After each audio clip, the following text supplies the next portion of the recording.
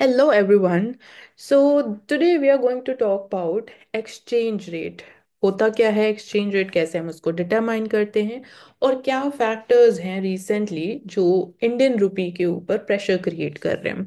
It is very important to understand क्योंकि इस topic में most of the people have a lot of confusion. So आज सारी confusion को दूर करते हैं. सो एक्सचेंज रेट इज़ कि आप एक करेंसी को कितनी वैल्यू पे दूसरी करेंसी के साथ एक्सचेंज करने के लिए रेडी हो, वो simply in simple terms is known as the exchange rate. Now it depends upon value. कैसे आप बोलोगे कि सिंपल टर्म्स में अगर मैं बोलूँ कि आप कैसे डिसाइड करोगे कि इंडियन रुपी की वैल्यू अगेंस्ट डॉलर कौन कौन से बेसिस पे, कौन से फैक्टर्स पे आप डिसाइड करते हो. तो सिंपल भाषा में अगर मैं बोलूँ, इट डिपेंड्स अपॉन कि कौन सी करेंसी की डिमांड ज़्यादा है. इसलिए हम यूएस डॉलर की बात करते हैं कि ग्लोबल एक्सेप्टेंस बहुत ज़्यादा है. यूएस डॉलर की ग्लोबल एक्सेप्टेंस ज़्यादा है तो डिमांड भी यूएस डॉलर की ज़्यादा होगी. इसलिए US dollar is one of the strongest currency in the world. ना कुछ फैक्टर्स, कुछ क्वेश्चंस कि वो कैसे एक्सचेंज रेट के ऊपर इम्पैक्ट करेंगे. One is, suppose there is a scenario कि इंडिया ज़्यादा गुड्स इंपोर्ट कर रहा है from the US than what we are exporting to USA. But आप सिंपली बस इतना समझो कि इंडिया ज़्यादा इंपोर्ट कर रहा है फ्रॉम यूएसए गुड्स, कमोडिटीज.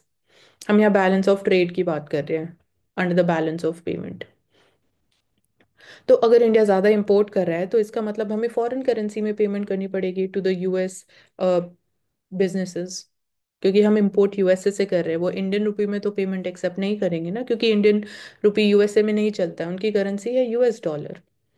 तो जिस करेंसी की डिमांड ज़्यादा होगी वो टाइम के साथ और स्ट्रेंथन होता जाएगा, वो टाइम के साथ और अप्रिशिएट होता जाएगा. और जो ऑपोजिट करेंसी है वो वीकन होती जाएगी. तो इसलिए Indian rupee will depreciate.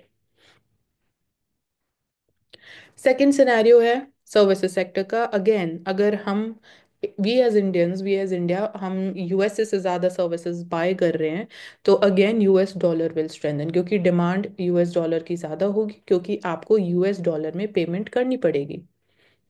Third component है इन्वेस्टमेंट का. सपोज अमेरिकन इंडियन मार्केट में, इंडियन इकोनॉमी में ज़्यादा इन्वेस्ट कर रहे हैं तो they will demand more of Indian rupee. In this case Indian rupee will appreciate.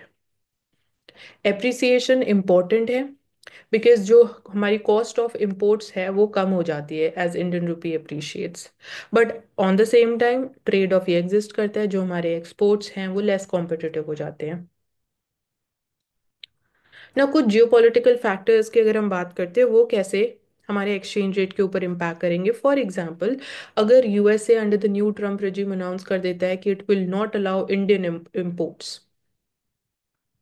if it is not allowing the Indian imports, so in case में we will see कि Indian rupee will weaken, क्योंकि Indian rupee की demand कम हो जाएगी with time.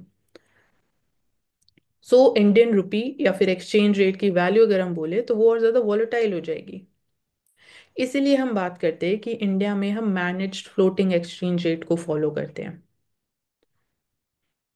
Second scenario is inflation का. Inflation has been again main topic of debate after covid 19, after 2020.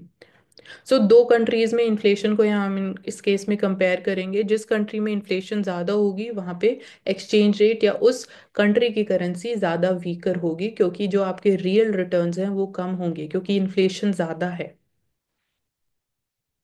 उस economy से ज़्यादा कैपिटल आउटफ्लो भी होगा, तो इसलिए रुपी और वीकन होगा, it will depreciate. So that's how these different factors work. And if you have any doubt, you can again get back to us through your comments.